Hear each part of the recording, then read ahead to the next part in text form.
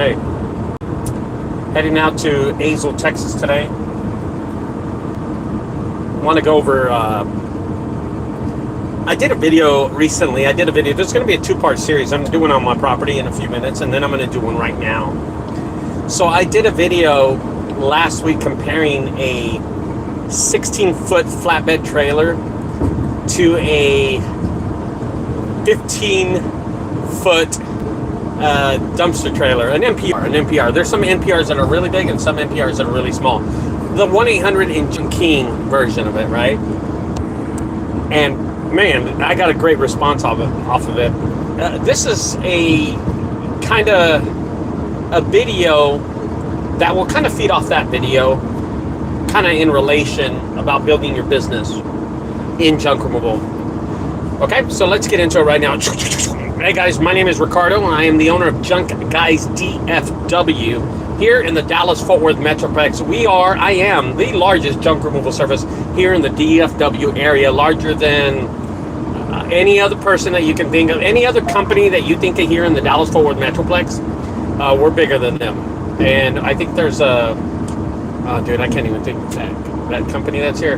Now, not bigger than 1-800 or Junk King, but everybody else, yeah. So, I want this video is for people that have never seen my other videos before, never seen any of my videos. What's up, man? Who's that down there? Who's that? Eddie Alfred. What's going on? Alfred Junk Removal. What's up, dude? And I've been doing junk removal for 18 years. I've been doing these videos for about 14 years. 14 years. My first vehicle I ever owned was an NPR. It was a diesel NPR vehicle. It was a Toyota. And that was my first. It was the biggest mistake I ever did. I thought, I didn't know what I was doing. You know, I'm a rookie at it. So blah, blah, blah. 18 years later, I've kind of defined the junk removal business. So,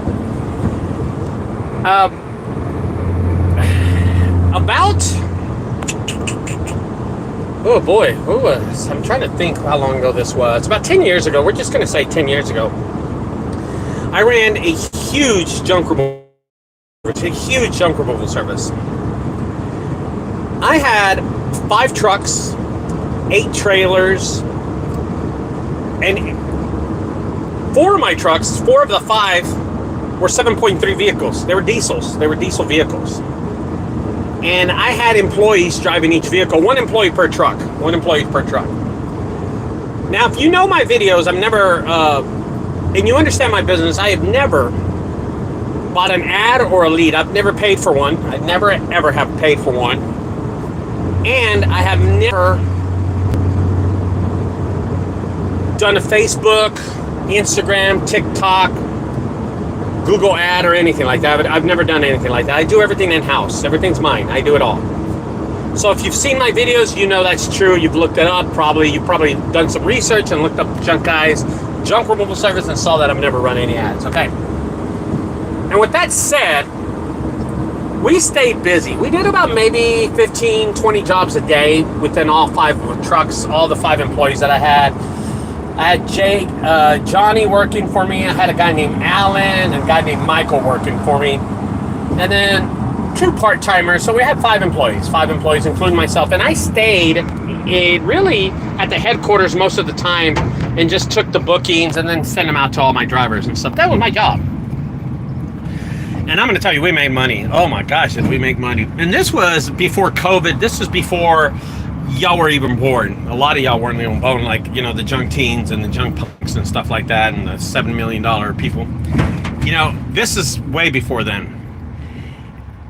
I'm going to tell y'all something. So,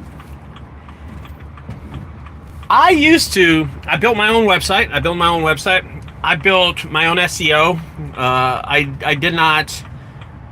didn't do Workies. I didn't do any other company like that. I just use Google Calendar, and I got all my leads organically. And we were busy. I would do these videos, you know, just messing around and stuff, just having a little fun. I would do these videos, and we were making like $3,000 to $5,000 daily, all the time. And most of the times, 3 or 4 trucks would drive off to go do jobs. And dude, I'm telling you, we were rolling in the dough every month with a $50,000-$60,000 month. It just felt like it was 50, 60,000. And hypothetically, I don't know how much it was, but I'm just going to tell you, it was well over 30. I'll tell you, every month. I'm going to tell you what happened. After every month, I'd pay all the bills, the insurance on all the trucks. All the trucks were paid for. Now, I want to say something. All the trucks that I owned were paid for. The biggest bill that I had out of all the trucks was insurance. That was the biggest bill that I had, was insurance. Fuel was a big deal too. Dumping was a big deal too. But I would say insurance, fuel, and dumping. Those are the biggest bills, and employee pay, of course. At the end of every month, $30,000, $35,000, $50,000 every month, I was left with an astonishing $1,200, $1,500 every month. Paying my employees, paying for the insurance, paying for the dump fees, paying for the gas, paying for everything. I was left with nothing. Nothing at all. And that's a true statement. Nothing at all. And I did this for about 4 years. I just kept on doing it. And I said to myself, man, you know what, dude? I'm just not making any money. It's got to break through. I got to break through. My trucks were paid for. They were older trucks and didn't really have problems with the trucks. Never paid for any ads or leads. You imagine that if I had paid for ads and leads to get jobs for these guys to work? Oh my gosh. That would have been crazy. And I was not making any money. I mean, every once in a while I'd save like $1,000 or $5,000, but it was not, trust me, those months that I was making 50 grand is because we were working more and spending more to make that money. And after 5 years, I remember one of my employees, I caught him stealing, and I fired him. The same week that I caught that guy stealing, one of my drivers was drinking in my truck, so I fired him too. I was down to like 2 more guys, and I said, you know what? I'm just going to let these guys go, and I'm going to do Jungle full-time by myself. I made more money doing these jobs by myself. The rest of them I would contract out, and I still was averaging 15, 20 jobs that I just couldn't do them. So I would get a lot of people that I knew and just contract them out like I do right now. I'd hand jobs off to this person and this person and this person. And that's one of the reasons why I opened Junk Guys Arlington and Junk Guys Aledo and Junk Guys Frisco with my son. It's because there were so many jobs that I couldn't handle them. I had to open Frisco. I had to. Most of the jobs were coming from Frisco, Allen, McKinney, especially Allen and McKinney. We get so many jobs from there.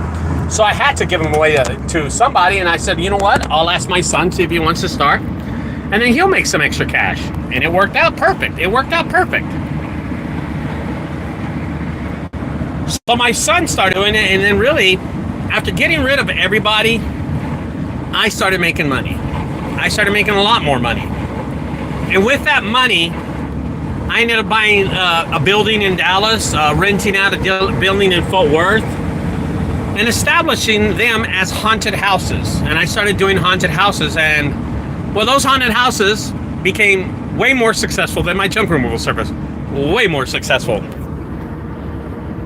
And in the last few years, I have been doing haunted houses and really have questioned what I've been doing junk removal.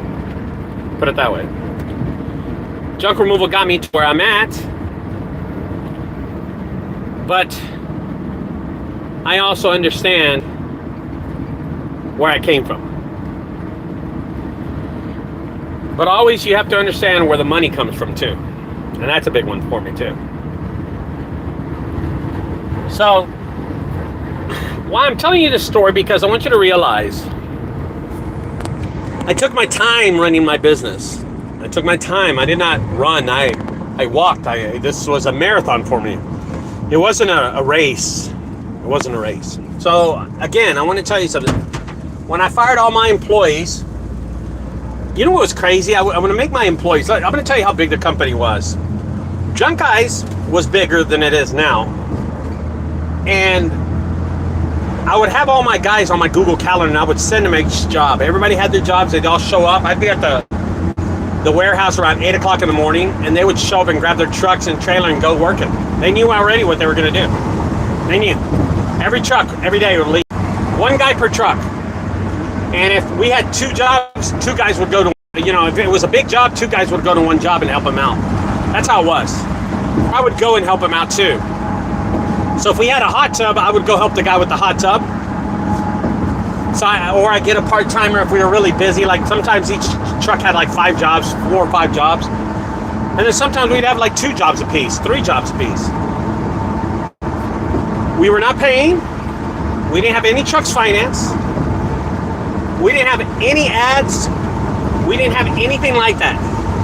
We weren't paying for anything like that. So I want you to consider this, and I will say this in my video. Well, it doesn't really matter. These guys are nobody to me. But I want you to imagine the companies like Junk Teens and Junk Punks, right?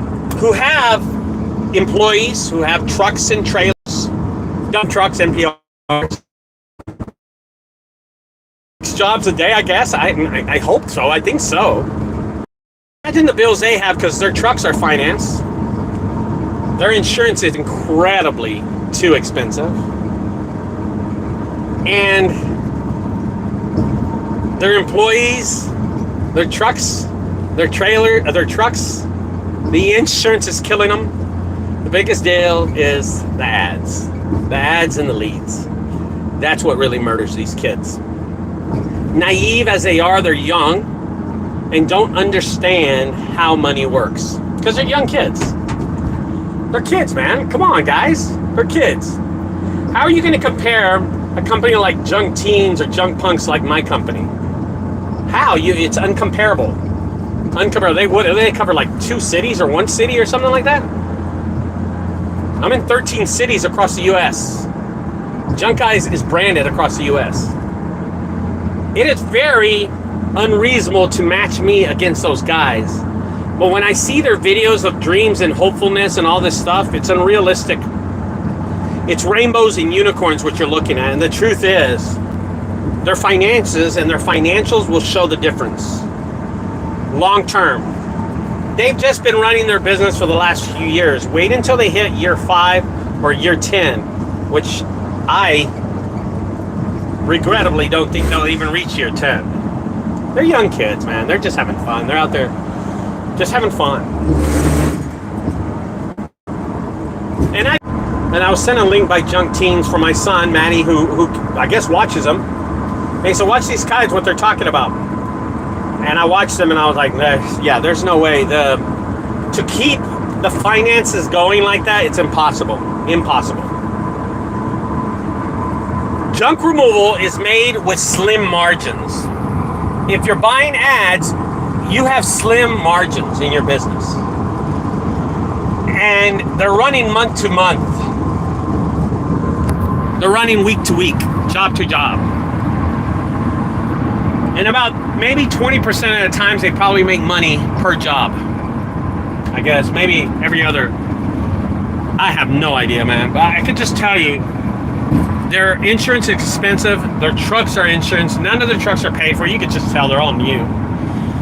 These trucks are $120,000 trucks, guys.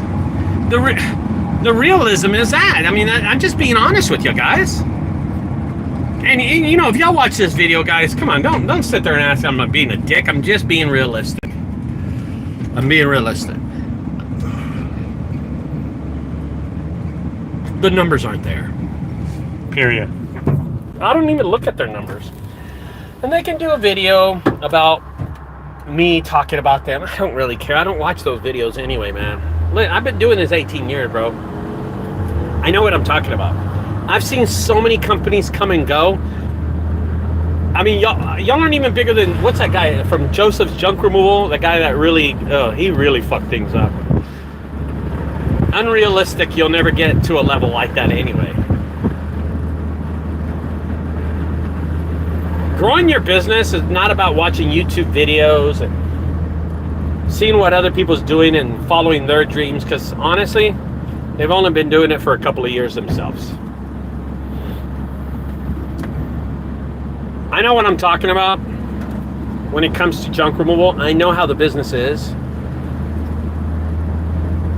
and the mistakes that a lot of people make in this business. But the biggest mistake you can make in this business is growing your business way too fast. Is growing it way too fast. And not understanding the entirety of the business. The matureness of the business.